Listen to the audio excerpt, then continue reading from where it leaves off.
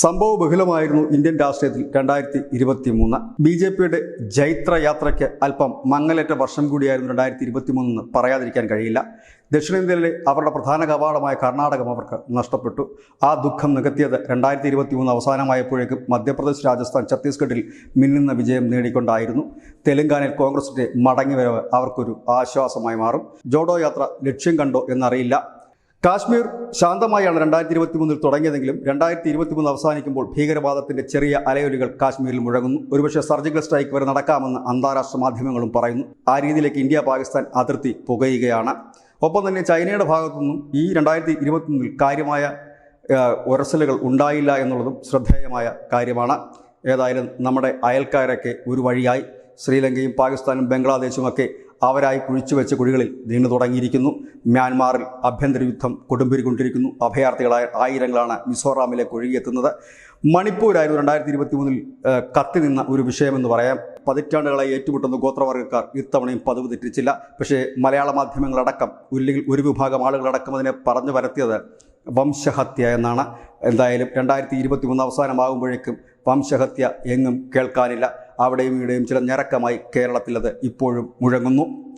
മറ്റൊന്ന്, അഴിമതിക്കെതിരെ പോരാടിക്കൊണ്ട് അധികാരത്തിലെത്തിയ ആം ആദ്മി പാർട്ടി ഒടുവിൽ ആ അഴിമതിയിൽ മുങ്ങിക്കുളിച്ച് സിസോദിയയും അകത്തു പോകുമ്പോൾ തൊട്ടു പിന്നാലെ കേജ്രിവാളിന് ED 2 തവണ നോട്ടീസ് നൽകിയിട്ടും ഹാജരാകാതെ നിൽക്കുന്നു. ഏതായാലും ആം ആദ്മിക്ക് ഇപ്പോൾ പഴയ തിളക്കമില്ല.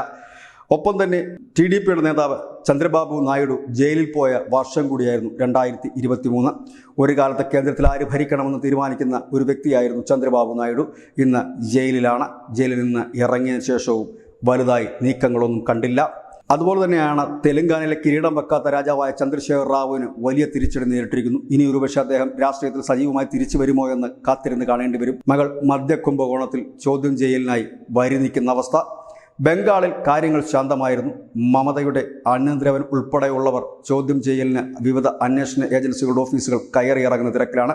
മഹാരാഷ്ട്രയിലേക്ക് എത്തുമ്പോൾ പഴയ പുലിയായ NCP നെടുക പിളർന്നിരിക്കുന്നു.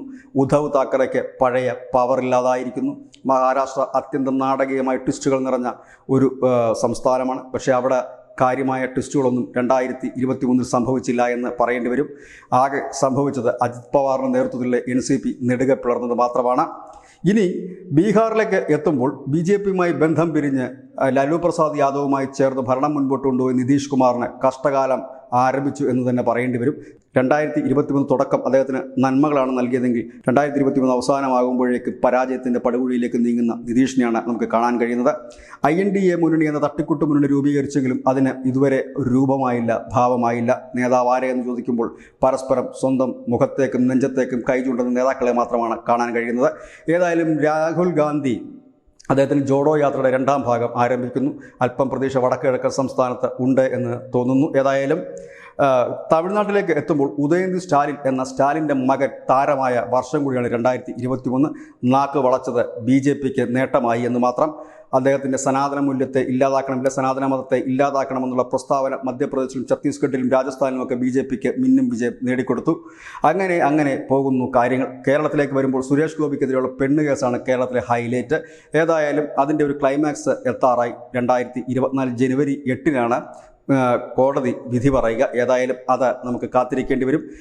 പിണറായി വിജയൻ നവകേരള യാത്ര എന്ന പേരിൽ ഒരു യാത്ര നടത്തിയിരുന്നു. യാത്രയുടെ ലക്ഷ്യം എന്തെന്നറിയത്തില്ല. പക്ഷേ ആ യാത്രയ്ക്ക് വേണ്ട രീതിയിലുള്ള പബ്ലിസിറ്റി കൊടുക്കുന്നതിൽ കോൺഗ്രസ് വിജയിച്ചു എന്ന് തന്നെ പറയാം. യാത്ര തുടങ്ങിയത് മുതൽ കോൺഗ്രസ്സുകാർ വഴിയിൽ കിടന്ന് തല്ലുവാങ്ങി യാത്രയ്ക്ക് വേണ്ട മൈലേജ് നൽകി.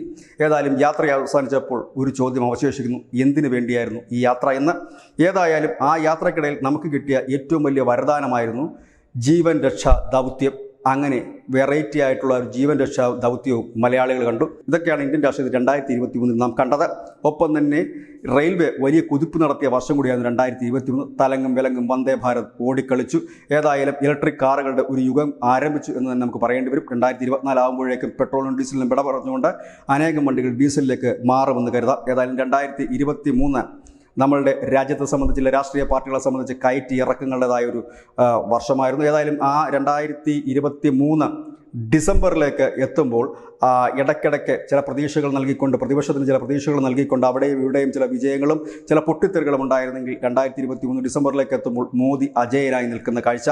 ഒപ്പം തന്നെ അയോധ്യയിൽ ഒരുക്കങ്ങൾ തുടങ്ങിയിരിക്കുന്നു. ശ്രീരാമൻ്റെ പട്ടാഭിഷേകത്തിന് എല്ലാവരും തയ്യാറെടുക്കുമ്പോൾ അത് ഏറ്റവും കൂടുതൽ നേട്ടം കൊയ്യുന്നു BJP ആയി മാറുന്നു. BJP ഒരുക്കിയ കെണിയിൽ പ്രതിപക്ഷം പെട്ടു എന്ന് തന്നെ പറയാം. അവിടെ അയോധ്യയിലൊന്ന് എത്തി നോക്കാൻ പോലും ആകാതെ ഇന്ത്യയിലെ പ്രതിപക്ഷം ഉഴറുന്ന ഒരു കാഴ്ച. ഇവിടെ മോദി അജയനായി മുൻപോട്ട് പോകുന്നു. ഏതായാലും 2024 ലോക്സഭാ തെരഞ്ഞെടുപ്പ് നടക്കുകയാണ്. അവിടെ നിസ്സംശയം എല്ലാവരും പറയുന്നു, പ്രതിപക്ഷവും പറയുന്നു, ഇനിയും മോദി വരും, ഫിർ വാപ്പസ് ആയേഗ. ഇത് തന്നെയാണ് ന്യൂസ് ഇന്ത്യ മലയാളത്തിൻ്റെ പോയിന്റ്. നന്ദി, നമസ്കാരം.